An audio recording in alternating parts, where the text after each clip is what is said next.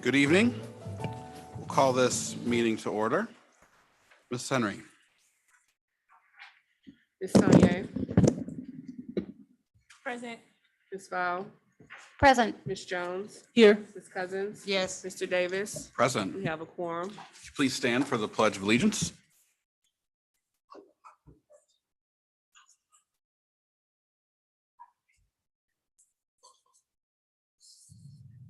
I pledge allegiance to the flag of the United States of America and to the republic for which it stands, one nation, under God, indivisible, with liberty and justice for all.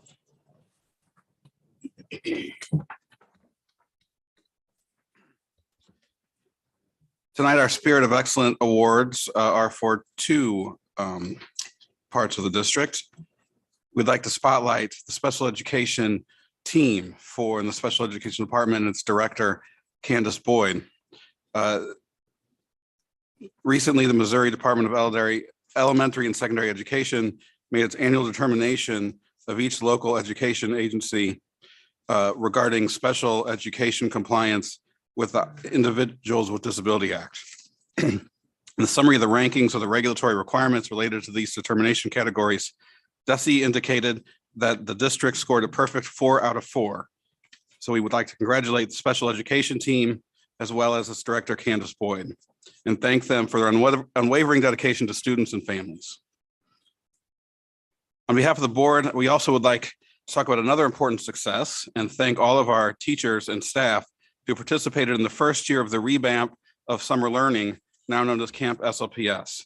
Camp SLPS was supported by the Savas Literacy Platform, which was our focus this summer.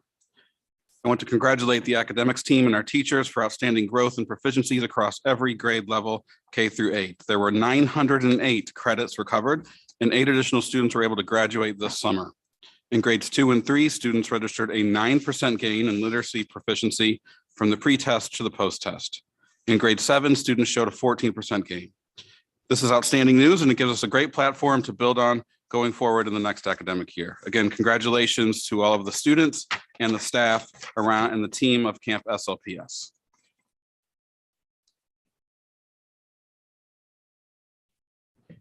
Dr. Adams, did you have? I think there are 2 sets of minutes.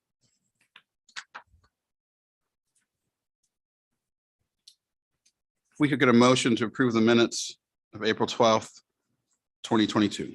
I make a motion to approve April 12th, 2022 minutes.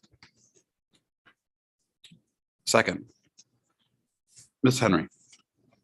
Ms. Sonia, Yes. Ms. Val, Yes. Ms. Jones, Ms. Yes. Cousins, Yes. Mr. Davis. Yes. Motion passed. And can we get a motion to approve April 26th, 2022 minutes? I make a motion to approve April 26th, 22 minutes. Second. Ms. Sonia, Yes. Ms. Val, Yes. Ms. Jones, Yes. Ms. Cousins, Yes. Mr. Davis. Yes. Motion passed. Thank you, Mr. Davis. A couple of announcements before we move to the presentations. Our new transportation vendor, Missouri Central, will be hosting a career fair tomorrow, July 13th at 6546 Manchester Avenue, St. Louis, Missouri. The fair will begin at 10 a.m. and will go until 7 p.m. Missouri Central will be interviewing for drivers, monitors, and technicians. For more information, please call 314-762-0318, 314-762-0318. In addition, our Back to School Expo that is in partnership with the Urban League will be held at the Dome at American Center on Friday, August the 5th, and Saturday, August the 6th. This in-person event will feature a job fair, school supplies, health screenings, gas cards, and so much more. For more information, please visit www.ulstl.com. I will also provide, probably at the work session, to the board, what we will be providing every scholar next school year in terms of a packet for every student, and also what we will be providing for our staff. But this expo will give families an opportunity to register and do other kinds of things that they need. Shots will be done. It's a holistic approach to try to make sure that families are ready to come back to school in August, and for our date, August the 22nd. Lastly, Peach Jar and our continuing effort to make information sharing easier and more efficient for all, I'm happy to announce, and the board approved this, that St. Louis Public School is now live on Peach Jar. Peach Jar team will work with SLP's marketing and communications team to provide an efficient digital management system for school flyers. This innovative system enables individual schools to distribute schools and approve communication e-flyers such as the YMCA and local businesses directly to parents or other targeted audiences. These materials are visually engaging, interactive images. All images are retained in a library that can be accessed at any time. By using Peachtree distribution, each school team saves time and resources through this electronic distribution of news. We're looking forward to showing you just how this new system will work as we continue to keep track of news at St. Louis Public Schools and make it easier and more fun for families. Those are the announcements at this time. I'll obviously have one right before one of the presentations, but at this point in time, our annual benefit renewal has to take place. The board has to approve this at the next board meeting, and we want to give the board an update.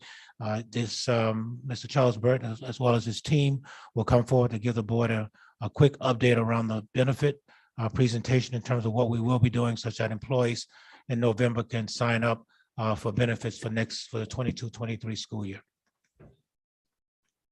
And this is an item on the agenda for next board meeting to be approved. There is a hard copy on everybody's table. Good evening, members of the board. I'm Charles Burton. I'm the Chief Human Resource Officer. With me today are Karen Shelton Henry, our benefits specialist, Mike Kilker, who's our benefits broker, and back there is Dr. Myra Berry, who's our new Director of Talent. We're going to discuss just a quick couple of things today. We're going to go over the agenda. This is our proposal for the 2023 school year benefits, and we need to get it approved next month so we can do open enrollment beginning in October for next year's benefits. So we're going to cover medical and pharmacy, dental, vision, basic life, and then also just give you a sense of what the estimated cost will be. Looking at the third slide, medical and pharmacy coverage. This again would be effective January 1st. Medical and EAP is we negotiated a 4.9% increase. The initial offer was about 9%. The national trend is 6 to 10%. We believe 4.9% is appropriate. And I'll move on from that. Additionally, the prescription benefits, there is no increase. That's a flat cost. You'll see there that that cost is offset by $2.5 million of rebates. And so we have a fund of rebates that we collect annually from our employees' use of pharmacy. Those can only be used to offset the cost of this. And so we use those rebates to keep the employees' cost flat and the district's cost flat. And then dental and vision, dental cost, we had a rate guarantee for this year, and so that cost will not go up. And then there's a rate cap for the following year. And then this year we had a rate cap for vision. And again, that cost will not go up, it'll stay the same. And now I'll turn you over to Ms. Shelton, who will explain the additional issues, and I'll be back in a little bit.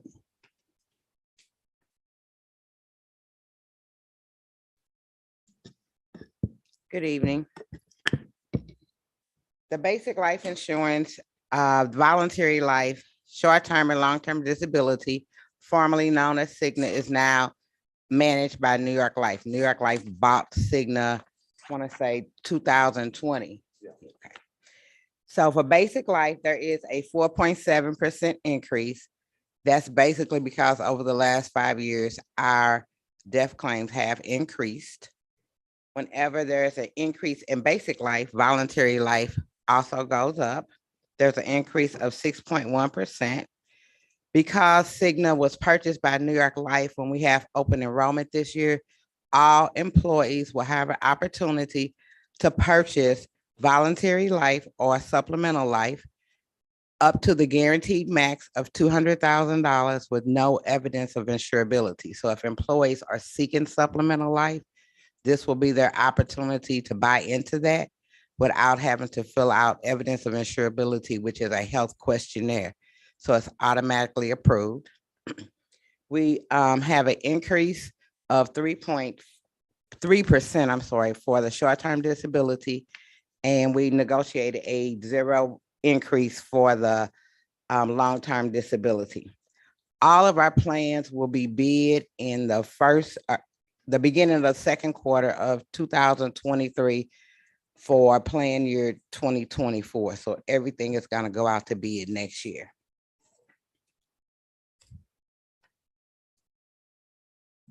The next slide shows the district's responsibility as well as the employee responsibility. So in the first grid, it shows what the current costs are, what the proposed costs are, and the percentage changes. And then it's broken out into the employee responsibility and the district responsibility. So it's a total increase to employees of 3.6% and a total increase to the district of 4.9%. On the next slide, it shows the district responsibility per employee per month, and it shows you the span for the last 10 years. Last year, you'll note that there was a negative 4%, and that's because we did receive a credit on the medical side, which kind of offset the increase. The next slide actually shows the medical and pharmacy rates combined because it's a combined rate. And you'll see what the increase is and what that looks like to employees. The majority of our employees are in the base plan. And if you look at the employee plus child group, that's the highest number of enrollees in the base plan. So you're looking at about a $6.81 per paycheck increase. So I think that's really phenomenal given what rates are nationally for both medical and pharmacy. So this kind of spells out what the rates are today, what the rates will be, proposed rates are for 2023, and what the monthly increase is per tier. Now I'd like to spend a little time on wellness. So the district received, again, the gold level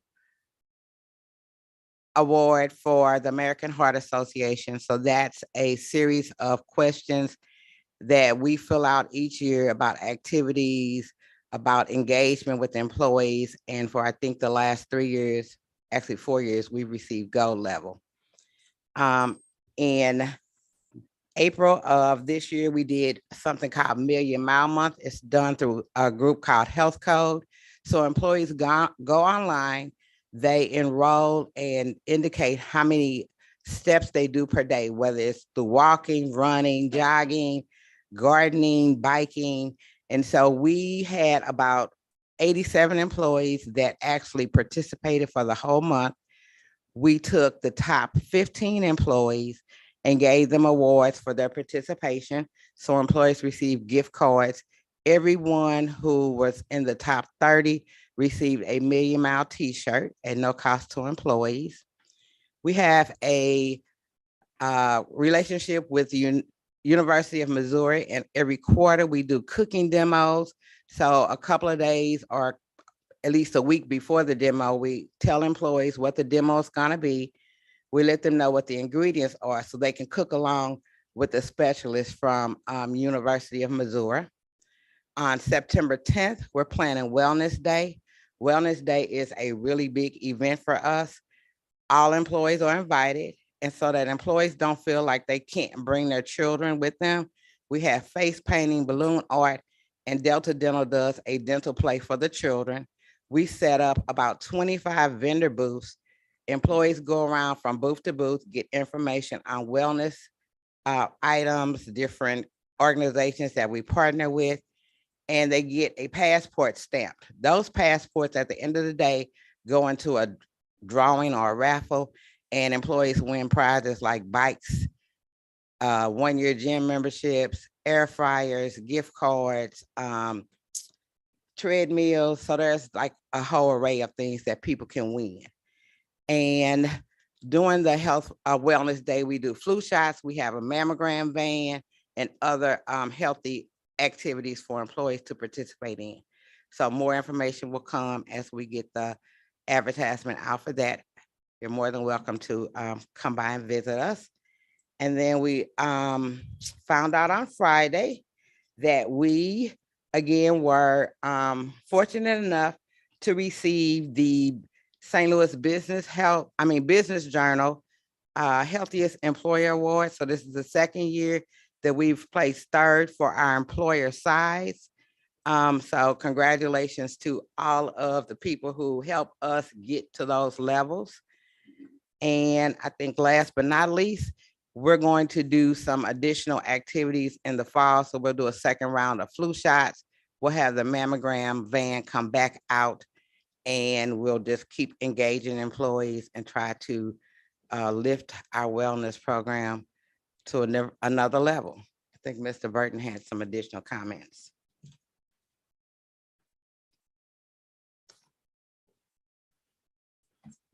Thank you, Karen. And I think just in addition, and I think this falls under wellness in some ways. I think recently there was a question from the board related to a parental leave or paid parental leave. And so we've already, if you remember last year, we contracted with the Council of Great City Schools to come in and do a review for us. They were supposed to come in January, and then after the COVID uptick, that got canceled and pushed back. And so they are planning to come back out either late October or early November. And then we have included that as part of our request for them. And so as part of that review, they'll review data and information related to human resources we'll provide for them, as well as all of our processes and forms and so forth. Then there's a group of basically C-level chief human resource officers from around the country who are part of the Council of Great City Schools who will review all that. They'll come for 4 days. And then after having reviewed all that data, review our processes, they'll meet with our team, that will meet with operations and with technology and so forth. And at the end of that process, they'll provide us with a review of our policies and practices with a focus on strategic alignment with best practices in the area. And they'll provide us with a report outlining and kind of a roadmap for improvement in operational effectiveness and efficiencies, tell us what we're doing well and not, and then also with an eye towards equity. And in that, we've asked them to also provide information regarding best practices around parental leave, and they've agreed to do that as well. And so I think that's that. Are there any questions? I have two.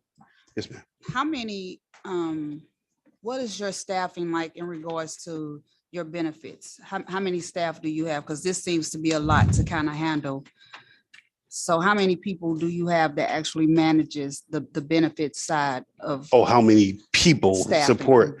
Well, Miss Henry is our personal in-staff person. And then we have a benefits broker, which Mr. Kilker is a part of the Team USI.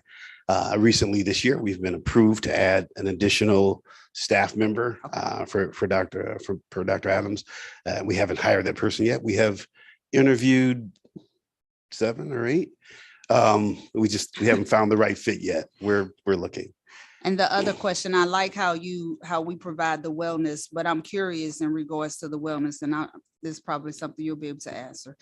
When they participate, like the American Heart Association, and say they don't smoke, or their spouses don't smoke, or certain incentives like that, does that help in regards to reducing their cost on their insurance?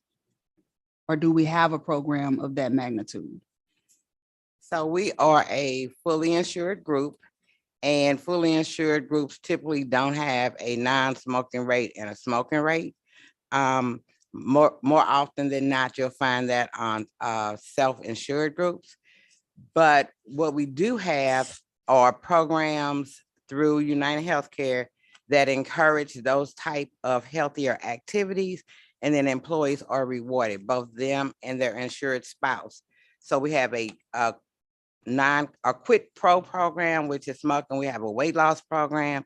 We have counseling services, and those programs are from 8 to 12 weeks. And as people complete them, they're rewarded. Employees can get up to $200 in incentives separate from anything that the district will provide through our wellness program. And I'm just curious for one other thing. I know a lot, especially wellness, because I'm trying to get, I'm just saying. But I noticed in the past that a lot of gyms or what have you offers discounts or is that something that the district is a part of? Do you know of? Like, Yes. okay, So we have a discounted rate with Club Fitness. okay, We also have a discounted rate with the Y. Even though our rate is discounted with the Y, we have more people to do Club Fitness because the Y is still expensive.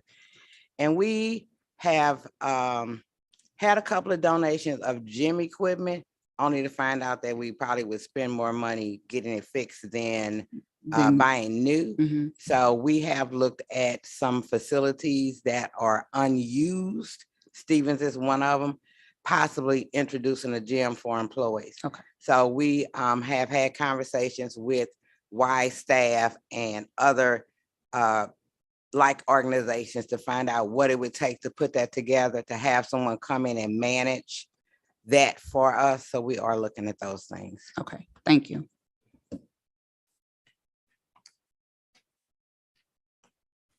I have a few.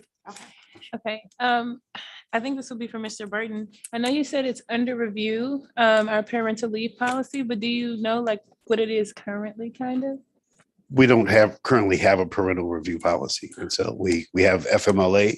And so if an employee or gets pregnant or their spouse, then they're able to take leave under the FMLA.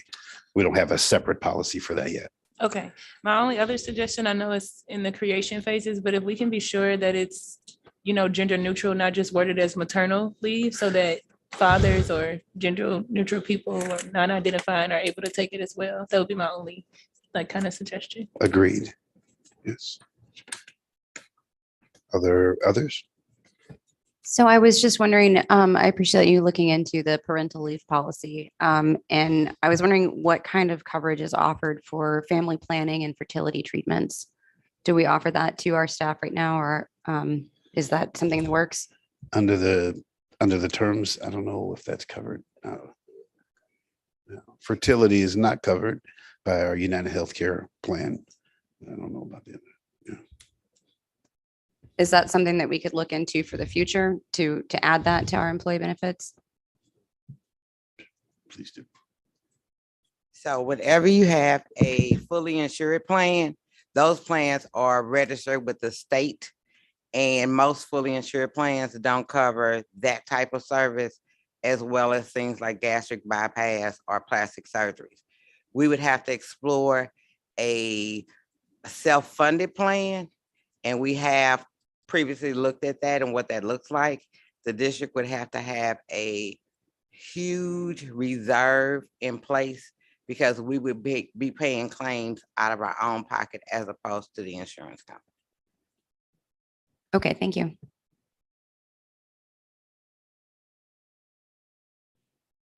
Thank you very much. Appreciate it.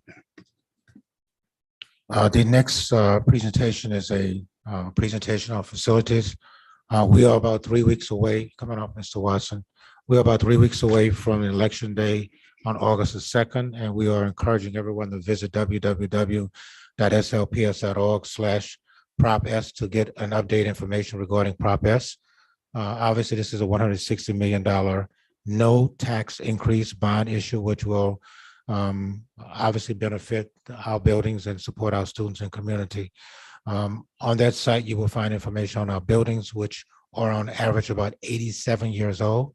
If passed, Prop S will pay for the improvements necessary to upgrade a number of items that Mr. Watson is quickly going to go through tonight. Again, this is an attempt to make everyone aware of what we've done in the past and what we intend to do if Prop S passes on August the 2nd. So while you won't see school-specific information, you'll see general information that will outline what we plan to spend the dollars for. So Mr. Watson, if you could go ahead and get started. Good evening to the board, Dr. Adams, listening audience. I'm Square Watson, Deputy Superintendent of Operation, and we'll be giving an overview over the bond issue Proposition S. So we'll begin with Proposition S is something that we generally get from our what we call our Facility Capital Action Plan, or FCAP.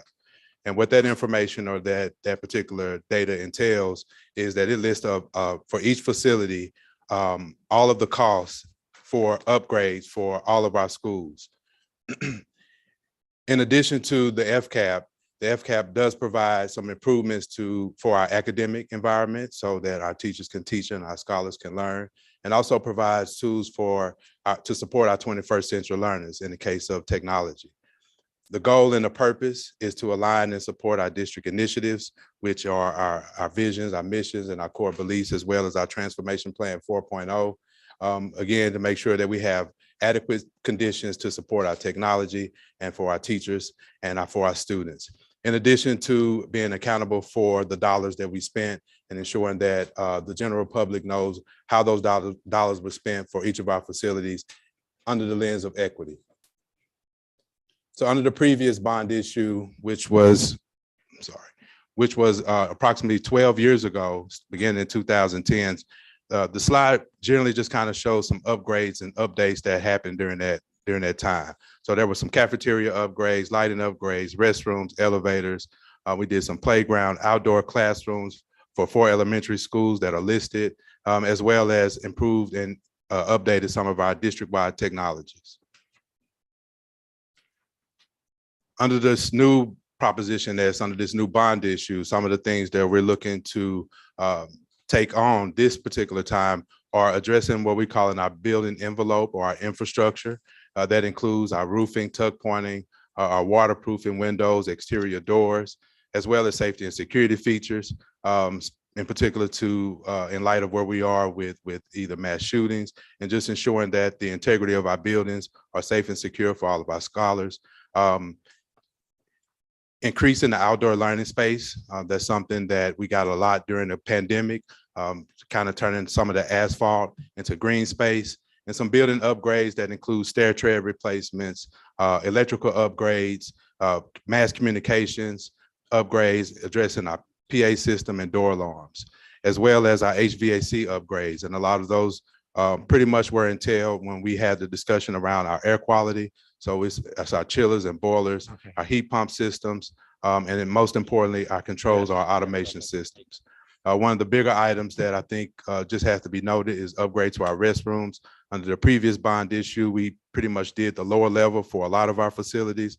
Where we're asking under this bond issue is that we will do for those in our facilities, those restrooms on the first floor and above. Of course, we want to address our fencing, removing those chain link fence and potentially replacing those with a different type of fencing. And of course, being in compliance with ADA, which includes signage and a lot of concrete and flat work, as well as our ramps because a lot of our schools are actually voting sites. So this will really kind of help ensure that that those that have ADA issues or ADA compliances, that we are in compliance with those standards, as well as provide some landscaping improvements, which include some upgrades to some of our athletic fields. The total for just the construction cost alone is roughly $129 million. Of course, with some of the increase in construction prices, this is totally a pure estimate, knowing that there's inflation that's been going on. And in the next slide, you'll see some of the soft costs. These soft costs includes this contingency, and that's more or less for those unforeseen conditions, those things meaning that once we start opening up walls or digging underground, those things that you don't necessarily see when you generally do a walkthrough and you getting preliminary estimates. The contracting fees pretty much are for our design, our architectural firm, or our construction management firm. Those are the fees associated with that. And of course, just some for inflation, just for the increase in construction costs. So totaling with those soft costs of $31 million, the total of $160 million will be spent to address some of those issues just kind of mentioned before, as well as some of those soft costs. So this next slide, it gives a visual of how those projects will be allocated. Again, as Dr. Adams indicated, we were kind of careful not to be school specific at this time. That's until we go through the RFP process, get our bids back. And at that point in time, we will be evaluating those bids, and then we'll really kind of have a better feel in terms of what schools will receive. And similar to what we did in the past, where we will have signage put up on all of our facilities, pretty much kind of detailing what the upgrades and the improvements will be at each of those facilities. So this is a visual display of those allocations based on what was previously mentioned. At this point, I'll open it up for any questions. Any questions to Mr. Watson? Again, obviously, we've been out publicizing what this is about with a press conference and obviously some other things as well. And so we want the voters to learn about what this is about and make a good choice in terms of what they think needs to happen to support students in the St. Louis Public School District. And Mr. Watson, I assume this PowerPoint we can put up on the SLPS/Prop S informational website. Yes, we will. Yeah, have it should go up tonight. Mrs. Willis normally after the board meeting puts things up. Great, thank you. Thank you, gentlemen. Appreciate it. At this point in time, Mr. President, the consent agenda. We do have 3 walk-on items for the July consent agenda. So if we get it, and we'll take those separately. So if we get a motion to approve 7/12/2201 through 7/12/2211. I make them, go ahead. Sorry, I would actually like to take 7/12/2207 separately. So Okay. if we could do a motion for 7/12/2201 through 06. Is there a second? Second. Any discussion on those items? Yes, I do have a question, please. I wanted to ask a question about item 7-12-2208, sown to grow. I'm not familiar with this Can we, program. I'm sorry. So Okay, I'm sorry. Natalie did it to 06, so can we come back? to that Oh, after okay, that? I'm so sorry. No, that's all right. I appreciate that. So the Okay. motion is 7/12/2201 through 7/12/2206, which has been moved and seconded. Is there any further discussion on those items? Mrs. Henry?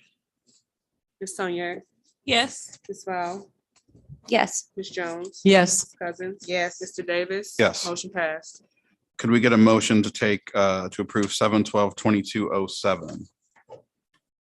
I make a motion to approve 7/12/2207. Second, discussion, Ms. Fall?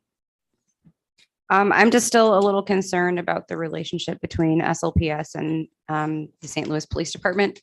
It was something that I was concerned about before, and I was under the impression that we were not partnering with them because of their problematic presence in some of our communities. So I just kind of, I'm a little antsy to proceed with this. Any other discussion on that item? Mrs. Henry, could you call the roll on I'm 7/12? sorry. Oh, sorry, go ahead. I'm trying, so let me make sure I understand what this is. Because I think that term problematic kind of stung me a little bit. So what this program, or what we're doing with this program, is identifying ways to collaborate with the police department and our safety officers, similar to when it comes to safety for all our students, for our administrations, or what have you, especially when we're dealing with what we've been faced with, these unforeseen unforeseen shootings. So this is kind of part or in alignment with what you did in regards to the interview, to kind of help you guys when it comes to doing drills and collaborations in regards to that, to make sure everybody is safe, everybody understands the ins and outs, the floor plans of the buildings in regards to where all of our staff as well as students are being utilizing those spaces. Yes, ma'am. This is what these particular dollars, part of what that's going to be used for. Yes, defined in role. so we received a federal grant, Yeah. part of the federal grant requirement was to have a memorandum of understanding with the police department to understand the rules of engagement for them and for us. Mhm, And so this is a partnership about defining what their roles are mhm, as it relates to coming to our schools, talking to our kids, mhm. and supporting us, and what our rules are, when we engage them, when we don't engage them, but to define clearly what their rules and responsibilities are such that they don't come across as being overbearing to students in our school environment. That's one of the responsibilities they have, in addition to what you just indicated. And I want to make sure I also understand too, it's not as if you guys aren't already doing this. Correct. Because at some point, the juvenile police department, I mean, the juvenile component of the police department and the SLPS, you guys work We work together. closely together. Exactly, because some of our students may be caught in situations that we need to know if they're part of St. Louis public school system, so on and so forth. So I just wanted to make sure that Mhm. that part was clear, because Natalie, I don't think it's in regards to necessarily, to me, my perspective of it is that it is a way to build better relationships Absolutely. between police officers or you, the safety officers as well. So that's the way I perceived it. So I just Yeah. wanted to make sure we were clear on that. Yes, ma'am. I just really hope that there is some relationship building going on, because I know there's been a lot of over policing of our communities and our schools. So being sensitive to our students' needs and some of the traumas that they have unnecessarily experienced with, police brutality, whether it's directly or tangentially in their neighborhoods or families. Yes, ma'am. I just still feel sort of hesitant to invite more authorities for interaction with our students without fully comprehending what that's going to look like for them. Is there a way, I mean, would that ultimately, because if this, I know there's a relationship already in place, but it looks like part of this is evaluating that relationship. Will those specifics come back to us of like what we're deciding that looks like? Because I think part of what I'm hearing from Tony and Natalie is like, I don't think it's completely clear what the engagement will look like, and what, like, will that come back before us? Will it end up maybe being a board policy? Like, I want to be clear on what the specific relationship that we are deciding to enter into the police, and like, I want to know more about what that specifically looks like. I think that's something that we can do as far as evaluating the program and figuring out what's working and what's not, it's so to speak. But when it comes to the relationships of the police department, the juvenile division, which work closely with juveniles specifically, that relationship is established. Those boundaries, they already know. One of the goals in the MOU also was to educate the police department on what those boundaries are and what they can and cannot do. So it's not just something we're going into where we're saying, hey, this is your role and this is what we do, but it also gives them the opportunity to see where their boundaries stop, where their search and seizure stop. We kind of educate them on what they can and can't do also. Okay. But we can measure it. We can make sure we measure that. And while you're here, it may just bear repeating while we're having this discussion, so it's clear to the public. We don't have an MOU with any police agency, including the St. Louis Police Department, to serve as school resource officers No. in our school. Absolutely not. So we use our own safety staff who are not police officers. Correct. Yes, sir. Thanks. Yes, sir.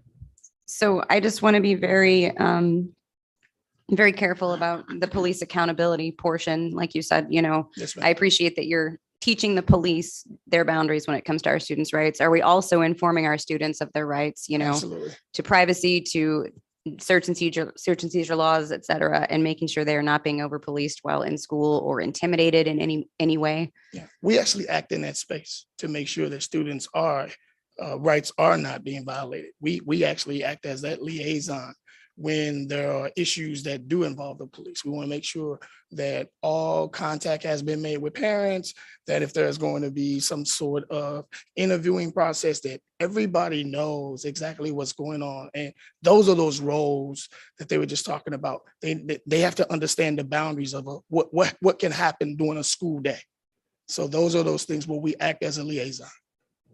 So I think as part of the evaluation, I would really like to hear from students, how safe they feel with police around. Do they feel more safe, more intimidated, more free, or more protected? some of those feelings that can't really be measured in just raw data. So if we're doing some sort of survey or evaluation of the program, I think the most important people to hear from are our students. Yes, ma'am. So I want to be very careful because we went through a long process with the lawyers from the police department, the city, and us in terms of this MOU. So I'm not sure if that's in there. So I want to be careful to make a commitment here that's not necessarily in writing. We can go back and look at those things. But it took us a long time to get to this spot because of the legalities around the city and the district. We both one of the largest employees, and there's a liability obligation here. So don't have a problem going back tweaking those things, but I just want to make you aware that that may not be in it right now, that we may have to go back and tweak it and get their permission as well. Would it be possible to just have an evaluation survey afterward? Yes, it can. Yeah, but maybe, separate from this? yes, that's Right, that's definitely a possible. Yes, okay. yes, ma'am. Any other comments on this item? Ms. Henry, could you call the roll on 7/12/2207? Ms. Sonier? Ms. Ball? Abstain. Ms. Jones? Yes. Ms. Cousins? Yes. Mr. Davis? Yes. Motion passed. Ms. Jones, do you want to take 7/12/2209 separately, or do you want to take them together and just ask question? Oh, you mean we're gonna go all the way down to 09? I was going to do 08 to 011 if that's okay. Yes, but I still wanted to ask a Okay, question. yeah, you still can. So if Okay. we could have a motion for 7/12/2208 through 7/12/2211. Motion to approve 7/12/2208 through 7/12/2211. Second. Discussion, Ms. Jones.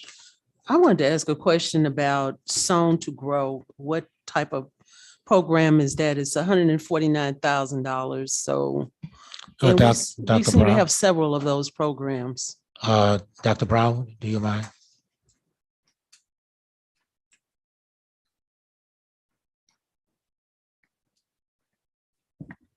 Good evening. The Song to Grow program, we mentioned it last time in the presentation last month. It's a social and emotional platform. We have two different things. We have a social and emotional curriculum and a social and emotional platform. The platform is more of a check-in. It's a weekly check-in with students. I can get you a sample of it. What it does is it checks the emotions, what's going on with students. It's like on a Monday or Tuesday, we check in with them, and it gives the principal, the network superintendent, as well as the district, kind of a feel for the school. It gives you a lot of the emotions of students. It tells you if a student is experiencing trauma that week, and then we can work with that student. But what it is a platform, and it really drives our SEL curriculum. So a school is having a particular problem with, say, trauma or something that happened in the neighborhood. It shows through this platform, and they're able to kind of tweak their SEL curriculum to satisfy those students, if you will. So there are two different platforms, correct? There's one platform and one curriculum. Okay, so is this a human person or some type of survey that they have to fill out, or are they actually talking to someone at the beginning of the week to express how they feel? And is it documented, and who collects all that data to analyze it? Great question. So it's a platform, which means it's a system that asks them a series of 3 to 5 questions, and it tailors from elementary all the way to high school. And so that data is real-time data. So within 5 minutes of collecting that data, the teacher and the principal has this data with them, as well as the district. We can do it as a district level, or we can do it as a school level. And it's a platform, again, that's electronic. So it's real-time data that the principal and the teacher can see the emotions and what's going on in the school, as well as individual classrooms. Is there some type of social worker that's dispersed to the scene, or the appropriate person to address whatever it might be? Yeah, so there are red flags that come up, which the counselors and social workers will. So this program is put in by the counselors. So the school counselors will be the ones implementing it. So if there's a major issue, the counselor and the social worker are right there to take care of any issues that are major that goes on with those kids during that time. With Sown to Grow, is there a number that's prominent within the schools that the student might be able to access if they want to do something privately, to allow, let the school know that they're having some issues even after school? Or So we're putting together, I think on the 15th, we're releasing the national hotlines for like suicide and all those different things. But within the school, yes, during our one-on-ones or our group sessions with the counselors and social workers, students are able to express themselves a little different because they're in a private setting. But if they just want to reach out to the social worker or counselor, they can at any point during the school day. No, I mean, after the school day. Oh, is there after a the school number day. where students might be able to reach, like a hotline number that our school in particular, like Sown to Grow, do they have a number that one can reach out to, even if I'm a parent, foster parent or grandparent, and when I want to say my child is having an issue and they won't say anything, but I want to alert the school? So separately, yes, we will have a flyer going out probably on the 15th of this month. We're waiting until they change the national hotline number that will have all the numbers for suicide, for trauma, for the LGBTQ community. So there is a number that all students will have access to that they can call if they're feeling some sort of way. But there's not a number that they can call the school directly. But we do have those numbers. We were just waiting until the 15th to put them out because they're changing the number to the national suicide hotline number to 988 from the 1-800 number. And that takes place July 15th. All right. Okay, thank you. No problem. I do have a question. Yes. In regards to this, have we tried, did we do a pilot of this to see how it worked? No, we did not do a So- pilot. So this is the first time we're going into it. I was just curious, like if the teachers or the principals, whatever feedback we've had thus far, if we've done it as a pilot to lead us to wanting to do it, for a year into the next 3 years. So what we did do I wouldn't call it a pilot, but we did have principals on the panel to choose the program. So both programs, the curriculum and the SEO platform, there were a number of principals and social workers and counselors involved in choosing the program. We also did reach out to other school districts who are using it. In particular, Nashville is using it. Any other questions on or discussion on these items? I did have a ahead. question on one other item, is 07-12-2207, and it's in regards to the smoothie program. These, it's $30,000. Are they just going to, are the smoothies just milk products, or will they entail some other type of item, vegetables, or is this just milk smoothies we're providing to students at each school? I don't have an answer to that. Maybe Mr. Watson does. I forgot her name just that quick. I'm sorry. It's not here tonight. We can check and find out for you. If you want to hold it, you can. I don't have that information. We could get that information for you, For the but I don't have. The smoothie program? Yes. She just wants to know if it's milk-based only, or there are other ingredients that are used, and we could get that answer for you if you We'll want to hold it. Yeah, I think we'll follow up with that answer, but in most cases, it's based on the students. If the student has some dietary restrictions or things of that nature, Yes. they do make those accommodations, but we'll follow up and give you an answer for that. And I think, Okay. and this is really the acceptance of funds. We're not spending any money. We're accepting funds from them to put this into our school so that kids can have access to the smoothie machine. Okay, So we're not spending any money here. It's a donation from the Missouri, the Midwest Dairy Council. So your question is it only milk-based? And we could get an answer for you. right. I was interested in knowing if it was going to be soy-based or what have you. Yeah, it's not, it doesn't need to be approved until September. And Okay. so I don't have a problem waiting if you want to do that, to come back in August with a response for you. Okay, this is fine. Okay. Thank you. Ms. Jones, do you want to go ahead and vote on it, or do you want to hold that? Yeah, I want to vote. Okay, we'll go ahead and vote. Mhm. So it's been moved and seconded for 7-12-2208 through 7-12-2211. Second. I think we already moved and seconded, Yeah. so we just need to call the roll. Ms. Sonia, Yes. Ms. Lau, Yes. Ms. Jones, Yes, Ms. Cousins. Yes. Mr. Davis. Yes. Motion passed. So we have 3 new items, but we actually have a 4th item which fell off of the document you have in front of you. Thank you to Ms. Vile who caught it. It was noticed previously, so we can add that to 7-12-22-15 because it has been posted and noticed. And that was the contract with the Missouri School Board Association to review the policy. So we'll take that as our fourth separate one. So thank you, Natalie, for catching that. Well, there was some confusion because we took several items at the work session and this one got cut off as well, because we discussed it at the work session separately. So if we get a that's why, because we took 3 off and then this one fell off. So good catch. And thank you, Ms. Henry, for some quick minutes checking in real time. So if we could get a motion for 7/12/22/12, which is to approve a memorandum of understanding with the newly created Community Partnership Network to support designated SLPS schools for the period of July 13th, 2022 through June 30th, 2024. I make a motion for 07/12/22/12. Second. Any discussion? Yes, I do have a discussion in regards to that, since I was sitting on the committee. I have met with the board and I have met with Mr. Hartman as well. And I still have some reservations in regard to the CPN.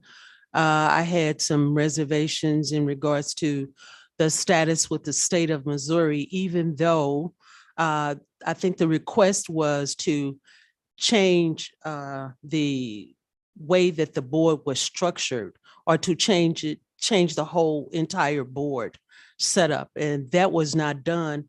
I understand that now they will be allowed, they're asking that 2 people from the union local 420 and 2 persons from SLPS. The superintendent would be a non-voting person, and I think perhaps a parent. But I'm really uncomfortable because the reason why I had a problem with the first CPN document was because of the legal language that was presented.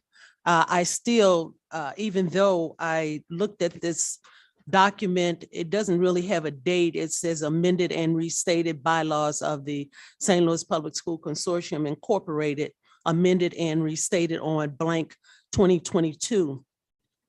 I always feel like it's better when you have a legal document of this nature to have a legal person to explain it. And even with the first document from the CPN, I was asking if we could have the lawyer who put the document together to explain it to us in detail, and that never happened. But we read through the document and it still was very difficult to understand why the document was set up in the fashion that it has been. And I'm feeling like this document is going to start to eat into St. Louis Public Schools in the long run, because it focuses in on 2 schools first, and then it starts to add on more schools, which would be the redesigned fellows schools that we approved the last board meeting. And I just think that all the things that they're stating that they can do, SLPS should be able to do those themselves. And if we need a not-for-profit to garner those federal funds or whatever funds it is that a CPN is currently taking care of, then we should be able to do that within SLPS. So I'm just really having an issue with that as to why we continue to outsource services that the CPN is saying that they do, instead of doing them within SLPS ourselves. So that's what the way I feel about the CPN. So as a follow-up question, who is the registered agent or registered agents under the newly created Community Partnership Network? It's the same that was before. We've changed the structure of how the CPN works. So I believe before it was Mr. Jeffrey St. Omer was the registered agent. So So it will be the same. he's still Yeah. the registered agent. Well, he's no longer, as you know, but it will be the general counsel for the district. Okay, so that would be changed, I guess, with the Secretary of State filing Yes, when it's to done. the general counsel's Yes, name. yes. So Dr. Adams, so just to be clear, so the bylaws, the board of the previous consortium partnership network have voted and have accepted the changes to the bylaws. Is that right? Yes, sir, that's correct. And so the new bylaws, the new bylaws have changed the governance structure. They've changed the name, so it's Community Partnership Network.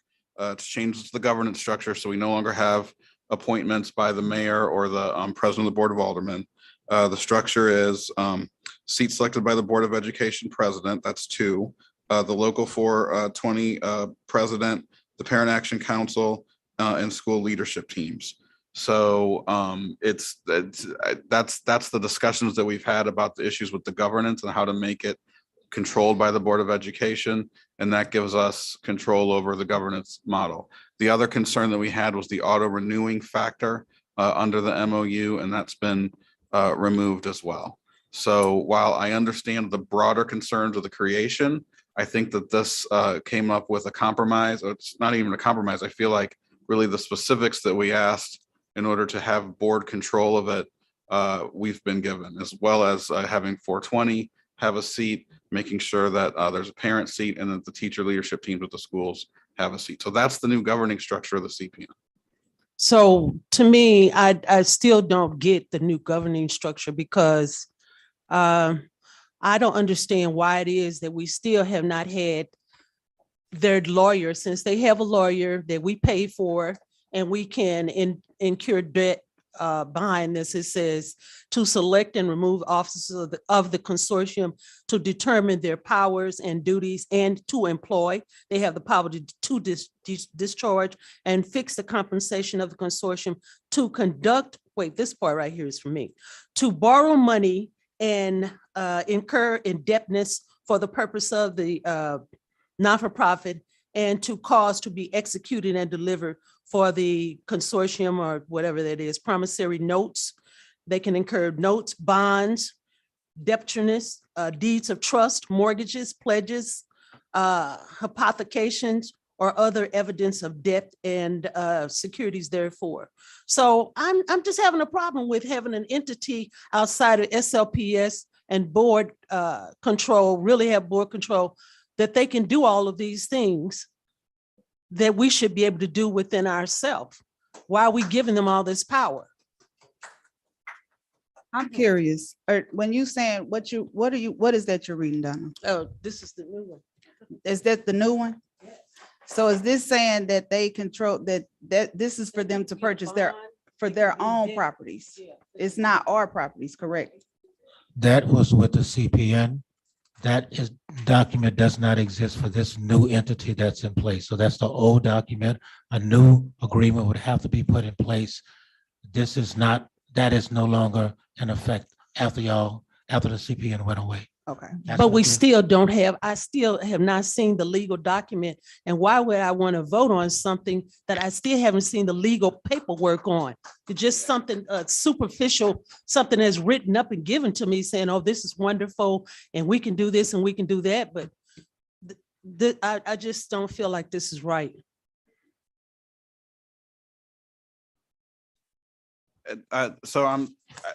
I mean, Ms. Jones, didn't you see the amended bylaws? Because you're on the board and they voted for it. Yeah, they voted right before I got on the line. They were already voting.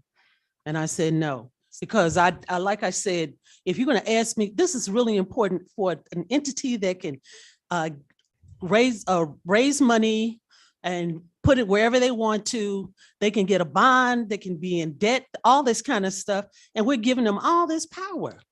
And we still don't see the legal document in the lawyer. He has a lawyer that has not stepped forward and explained us anything to us. And we haven't seen anything that's been given to the state. I want to see their real legal status and what their real name is, because from the beginning, we didn't have their real name. They were listed under 2 different names.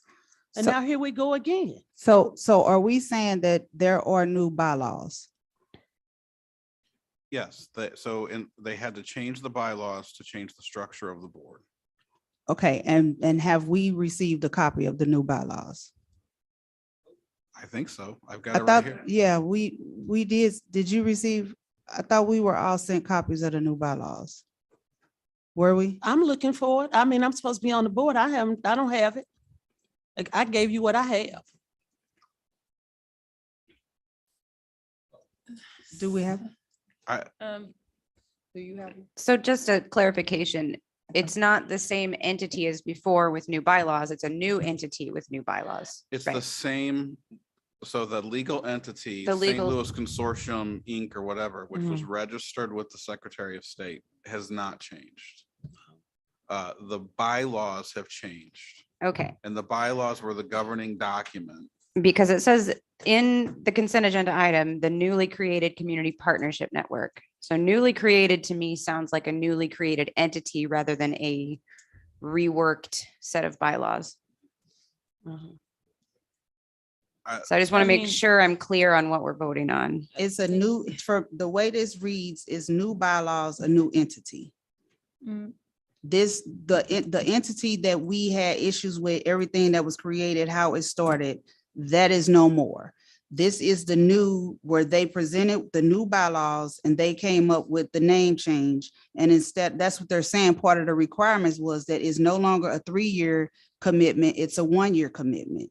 From the 1-year commitment, they're saying, which is what we've asked them, was to change the bylaws and change the statute of what they'll be able to do. So Donna, is to my understanding, and I want to make sure I understand this correctly, the bylaws that you have were the bylaws that original organization created that had all of these stipulations where they had control and able to do what they had listed to be able to do.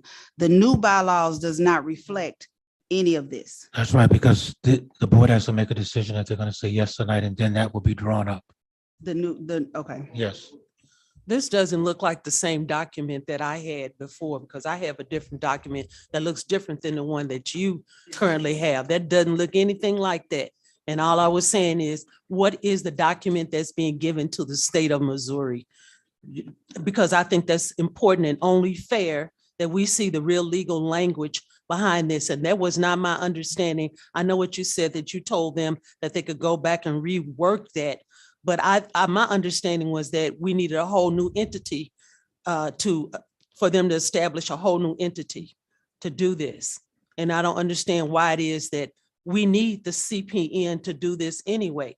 Why isn't the SLPS couldn't initiate this? And then one thing that made me very uncomfortable was that all along, they were saying Ms. Banks had the information on their finances, and we still haven't seen, I don't remember not one report coming from Mrs. Banks, even though I'm sure she has not been asked. I'm sure she would provide it if that was so. Then I don't understand there's so many questions in my mind about what's going on here. I'm real uncomfortable in voting for that. So do we want to pull it until, because Dr. Adams, you're saying, okay, it's a few things. One, I looked into it, did some research to just kind of follow it. And from my understanding, when these things have happened in other places, the lawyer it's not uncommon for your lawyer to be the registered agent, but it's still the bylaws that define the organization. That's not like, Mr. St. Omar's can't go and do, like, literally just because he's a legal counsel for us, he was chosen as the registrar, but the bylaws are going to define the organization.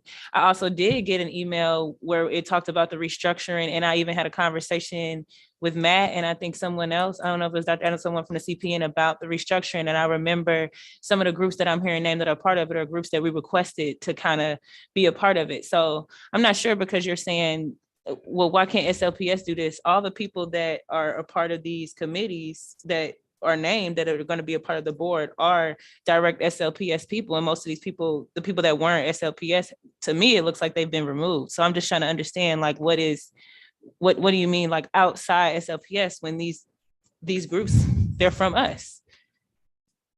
Like, I mean, the 420 president, Parent Action Council, school leadership teams, which would be like I would principals just and like, people from I'm the sorry, school. Ms. Sonia, I really would just like to see the legal Yeah, I can get that documentation right now. on all of this, and just to take the word, Right, of what's especially the being way that said. it was set up from the very beginning is very questionable to me. And like I said, I still have yet to see the finances over the last 3 years. Now, all of a sudden, we're starting to hear more information about the CPN. Over the years, I don't even recall when even though their name was on the SLPS website, when they even had meetings. Now they having a meeting. Now we're talking about, and then now I'm just uncomfortable with what's going on here, because like I said, they're starting to eat up our schools and eat into the schools. How do you eat an elephant one bite at a time? So they got two schools, and now you're talking about the fellows and Washington University and all of that. I just feel uncomfortable with what's going on. I think it's two things. One, from my understanding, that every Student Succeed Act is a federal act that it identifies the schools and in districts and public school Mhm. districts that are the most in need. And so that's why, like, those two schools, I looked at all the data, like they met the criteria of all the requirements of this act. And that's why they were specified and chosen. And maybe if we had other schools that reached that level of need, they could be a part of it. But it wasn't like, I don't know, it's just the language of like they're eating apart. When I looked, it looked like the goal of it was to help these schools. I had a problem too with the organization who was on it. And I do feel like we have the people who can do that. But maybe what we need to do is just pull it. And I totally understand wanting to see the bylaws, and maybe we can bring it back with the bylaws. So here's a concern. There is a time sensitivity to this because the CPN does have 3 employees and this is contract time. So if the CPN is no longer in existence, it doesn't have an MOU with the district, those employees are in limbo. Let me just say this.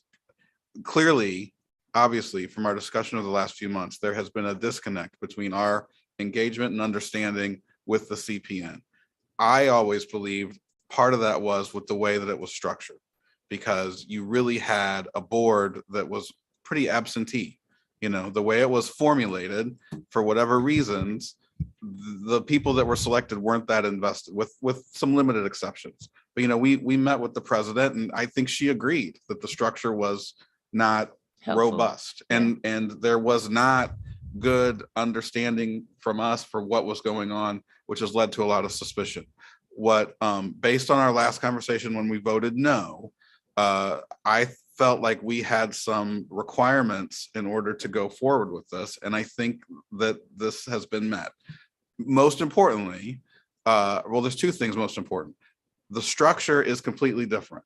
It is going to be chosen by people who are going to be involved in those schools and involved in this district, hoping that what we've always wanted, if it's going to be used as a laboratory, that it's all going to be scalable and taken back.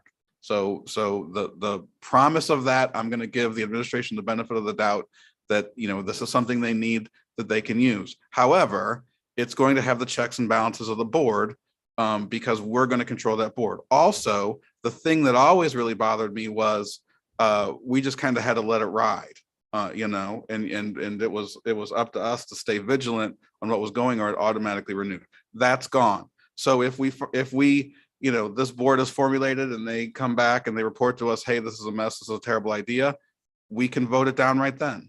I mean, that's the way the new MOU is. So those 2 things, I feel like, have struck a balance. We now have way more control over it. We're going to make sure that the board is vested in and consistent with our values. And at the same time, we're letting them continue with this because, you know, a lot of the bold promises they had were disrupted by the pandemic. So. Yeah, I agree. Most of what I feel like we asked has been met. And also, you know, those schools, like staff members, our staff in them, you know, I know this has been on their radars. They have been paying attention to this and hoping that we could do our jobs and negotiate and make sure that it's on the terms that we want, but not take away the resources from the schools, especially because they're in such need. And also those staff members whose positions are in limbo too. So just so I'm clear, it is the consortium partner network who has changed their bylaws and submitted those to the Secretary of State, and no new entity was created, but they changed their name and they are now doing business as the Community Partnership Network. So a vote was taken to do exactly what the board requested. We have not taken any steps because they only exist to support the St. Louis Public School District. If this board says no, it goes away. And so it only exists to support the St. Louis Public School District, not for any other purpose. So we have not done anything until this vote tonight to determine what's the next step. Okay, so this vote is a directive for these things to happen. Yes, Okay. that's correct. Got Yes. it. So Except there is no newly created community partnership network yet, but if this vote goes through, there will be. We've already voted. So the bylaw changes have been approved Yes. by Right. the old board. Right. So they're done. So we now have to appoint a new board. This is for the MOU, which is the only thing that we have the power to vote on. Right. To accept it with the new bylaws, and the MOU is terminatable. Right. unlike before. So I do believe that if it's a big concern, when that new board is constituted, we can request that they change the articles of incorporation to have the name and a new registration. That's I mean, not I the think the point concern of for the me. I articles of think, incorporation are relatively irrelevant. Like Ms. Sonia said, the bylaws are where the meat is. I think absolutely. And I think those bylaw changes are everything I mean, I have no disagreement with, we got what we asked for and our concerns have been assuaged, but just the wording here, it seems like on the agenda item, it might be better to say the to be created community partnership, but the newly created was what I was just trying to be clear on. So the concept I am not opposed to. I'm just trying to work through the technicalities here. So I think that Dr. Adams' explanation, and I think that's helped. And one thing to reiterate is that every expenditure of funds, every acceptance of funds, like if they come to us and they say they want to spend $250,000 on a new reading curriculum, we are the final say so. We can say yes or no. The board still retains control over the overall expenditures. That is 100% correct. Any further discussion? Will they be submitting the policy and all of that to the public soon? When will the public get that information, and when will the board, like myself, get that information? If you're asking for the bylaws that were voted on, we can give you a copy of those. I'm That's bothered because I was sitting there and I'm on the board and I didn't get it. How close can you be and not get the information? And now we're getting promises and we're getting ready to vote. a copy was sent to all board members with track changes. Mrs. Henry. Ms. Sonia? Ms. Fowl? Yes. Ms. Jones? No. Ms. Cousins? Yes. Mr. Davis? Yes. Motion passed. Our next walk-on consent item is 7/12/2213 to approve the contract with St. Louis Children's Hospital as part of a mission to provide healthcare services to children, adolescents. I move that we accept 7/12/2213. Just want to give a quick explanation. This is obviously to hire nurses. We have 3 vacant nurses. This, if we don't have any other nurses leave, this will fill a nurse for every single one of our buildings. And it's really 2, not 3, because 1 left as we were waiting to do this. Second. Any other discussion? Mrs. Henry. Ms. Sonia? Yes. Ms. Fowl? Yes. Ms. Jones? Yes. Ms. Cousins? Yes. Mr. Davis? Yes. Motion passed. Next walk-on item is 7/12/2214 to approve an amendment to board resolution number 6/14/2281, a contract renewal with Stephen R. Carroll and Associates to provide legislative representation from the district for the period of July 1st, 2022 through June 30th, 2022. The total cost for these services is $108,000. This motion increases the cost by $10,000 of a previously approved item of $98,000. Do we have a motion? I make a motion to approve 07/12/2214. Second. And just to clarify, this was an error on the previous one. Previously, we had 2 separate items for the underlying contract and an additional amount to hire a minority lobbyist. And that got messed up last time. So this is just correcting that error. Well, 2 years ago, the same thing happened and an extra $10,000 got added on as another addendum for this contract to be voted on as a separate vote. So I'm wondering if it's just going to go up by $10,000 every year. I think It started at $80,000. The original contract was $78,000, an additional $15,000 for a minority contract of $5,000 for expenses. And so $10,000 is being added as an additional salary increase for Mr. Carroll for this particular contract. Any further discussion? Mrs. Henry. Ms. Sonia? Yes. Ms. Fowl? No. Ms. Jones? Ms. Cousins? Yes. Mr. Davis? Yes. Motion passed.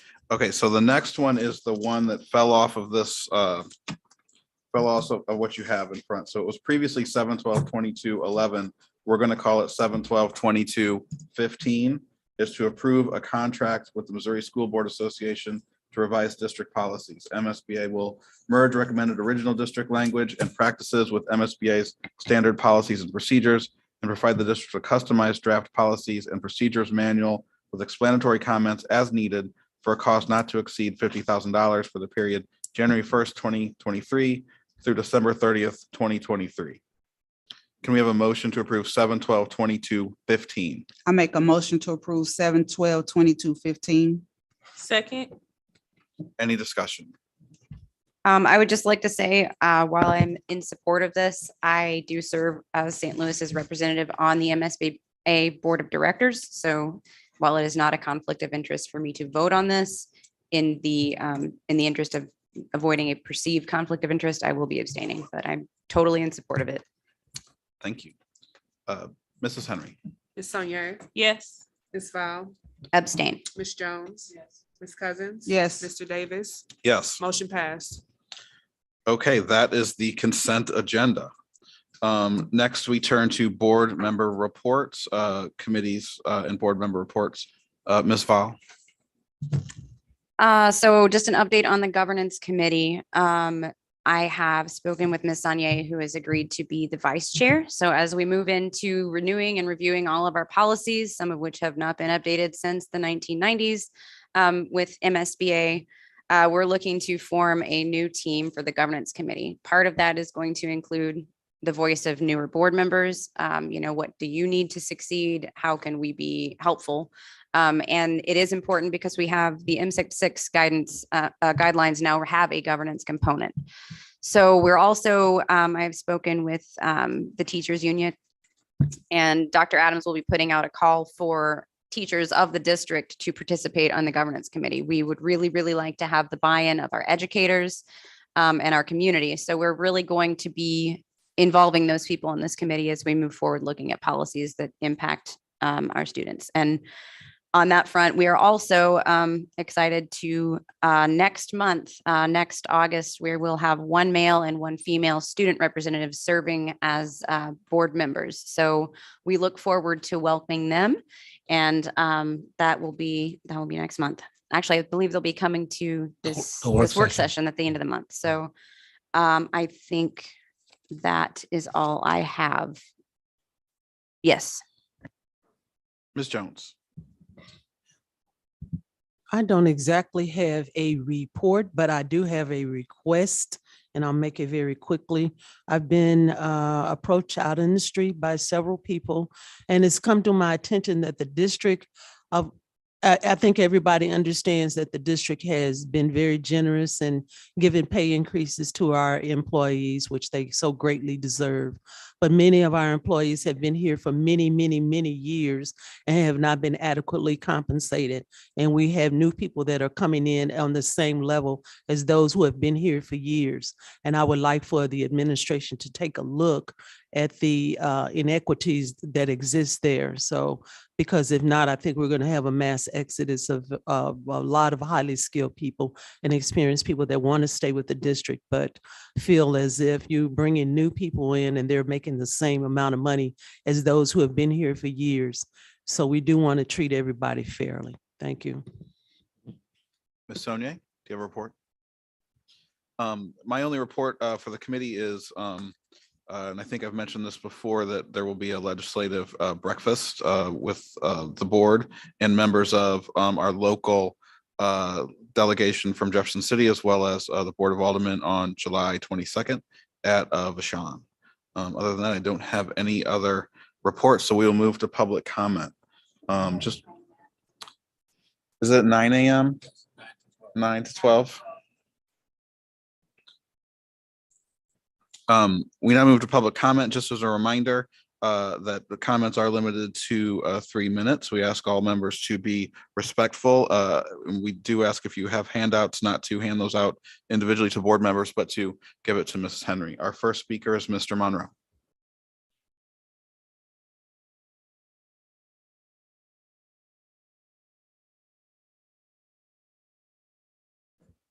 Good evening. First of all, I'd like to make a comment about what our president said about a month ago when he talked about white supremacy. And he said to root out white supremacy wherever it rears its ugly head. I'm standing here before the Board of Education, and I believe that many of the things that has been adopted by this board are rooted in white supremacy. I see no urgency whatsoever in getting our children back into these classrooms safely. Our community is beset by gang warfare, children killing children, children hijacking, and there's no sense of urgency to handle these problems. And many of these problems can be handled not just by the police, by proactive input by the Board of Education. We have a Board of Education that's in charge of a white male, in charge of a 90% Black school district. And the last two Black females exited this board with some conditions regarding that as to how they were treated. And I think there needs to be an investigation there. Number two, the situation with the bond issue, I say no to any bond issue. The community has had no input. And until the community is brought to the table with the citywide planning, they've been left out. I think you recently spent $500,000 on hiring a group of people that don't live here. And you ignored those of us that have some input about education. I had a handout and I decided not to hand it out because the deal on that program said give it to the security. With this hand that I got in my hand now, I pass it out to the mayor's office and every board of aldermen regarding the ARPA funds, millions of dollars that can go into our community, and you're ignoring the plight of our children. I'm not gonna hand it to you, but there's monies available to save schools. And I'm asking this board to give me a list of all your schools that are vacant, crumbling. What are you asking for them? Because there's money to be addressed. And the fact that you don't allow the community a seat at the table is why people like myself seek help from the St. Louis American Rescue Plan Act. And there's monies available to save schools and to save the lives of our children. Thank you. Next speaker is Mr. Charles Murphy. Good evening, everyone. Basically, I'm here to say thanks again. I don't mind. Betty Wheeler, the name that was submitted by our organization through Jamala Rogers, Organization for Black Struggle. And I think you recognize the historical and political accuracy and how that name fits. But I have another story, human interest side of all, I got all them hats I wear. But I'm also a member of the National Society of Black Engineers. And we just had our annual scholarship banquet over the weekend. And we give scholarships to young Black engineers. And the president of the St. Louis chapter of the National Society of Black Engineers told us a story how when she was younger, she went to Betty Wheeler to ask her if she could join her school. And what she was really saying was, people need to understand that what you say to students makes all the difference in the world. So Betty Wheeler asked her, well, how are your grades? And, grades were cool. But her point was, just think what would have happened if Betty had said no. And so this lady was, like I said, the president of the local chapter. So I just wanted y'all to know that and to understand that the decisions that are made here touch real people. And this connects with the other things that I'm concerned about, and that is the voice of our young people. Believe me, they have a voice and we need to listen. And that's what literally what keeps me from retiring, as much as people talk about me. But every time I see a young person succeed, I get another 5 or 6 years younger. So, but anyway, I say watch out for those consortiums. All the stuff they say they're gonna do, we better keep a whole bunch of eyes on them and call them on the carpet and look for the evidence. And by the way, insurance rates are going up, but doggone it, co-pays are going up as well. So a couple other things to watch out for. Thank you very much. Mr. Alexander.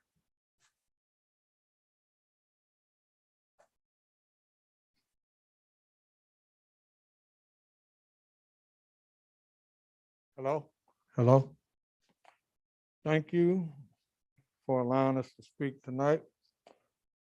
Democracy is dead and hypocrisy is alive and well in this racist country. The children suffer because deals are made and they don't include them. Ask your children if they had a choice, would they like to get up while it's dark or in the morning and walk and wait for a school bus to pick them up and to take them out of their neighborhood? Or would they prefer to wake up, eat a nutritional breakfast, maybe walk with friends to their neighborhood school and prepare themselves for the lesson their teachers prepared for them? How can we teach our children about pride when it's not taught in their communities? They are bussed away from home. We pay taxes, but our schools are closed. We pay rent or we own property, but our schools are closed. We work hard, 40+ hours a week for our families, but our schools are closed. We vote in elections, and perhaps this next election, we will elect St. Louis Public School Board members that will reopen our public schools, and with the American Rescue Plan Act, they will reinvest in our children's future and their education that they can accomplish in their own neighborhood public schools, not so far from home. Thank you. Mrs. Alexander.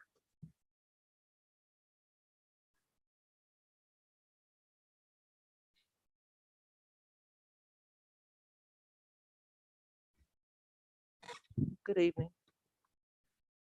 The intentional destruction of Dunbar Elementary School. Fact, our neighborhood public school was closed. Fact, a plan was hashed out to keep Dunbar open. Fact, our plan was ignored. Fact, since closing Dunbar, things have taken place to keep Dunbar closed. Number one, the wall on the north side by Senator J.B. Banks Park was torn down and has been in ruins for months. Number two, the police have been using this school for training. Number three, Dunbar was left unsecured by leaving a door and windows open so that thieves can walk in, and they stole copper. They messed up our ceilings and our banisters, and our camera monitors were stolen. Today, it was discovered that a plexiglass was not secured by the windows near the front doors, yet again making easy access for anyone to go right into the school. And we have a redacted incident report. And besides all of that, we got a call from Dr. Williams, secretary last month, right before the June St. Louis Public Schools board meeting. She stated that Dr. Williams wanted to talk with us about our public comments made at the April 12, 2022 school board meeting.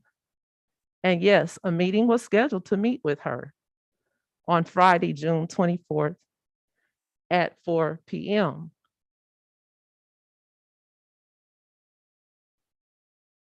But two things happened that left us wondering. Number one, why did this meeting not take place? And number two, why didn't we even get a call to reschedule our meeting? So our question is, and we're asking the Board of Education, will you grant a walk through of Dunbar School? We're speaking on behalf of the Jeff Vanderloo Neighborhood Association, where this has been requested. The Jeff Vanderloo Neighborhood Association Board of Directors and committees, our neighborhood partners, and other community stakeholders need to walk through Dunbar with the Board of Education so we can see the damage that has been done inside our school. And we would like this to happen this week or next week. Thank you. Thank you. That concludes public comment. Could we have a motion to adjourn? Second, Ms. Henry. Ms. Sonier? Ms. Val? Yes. Ms. Jones?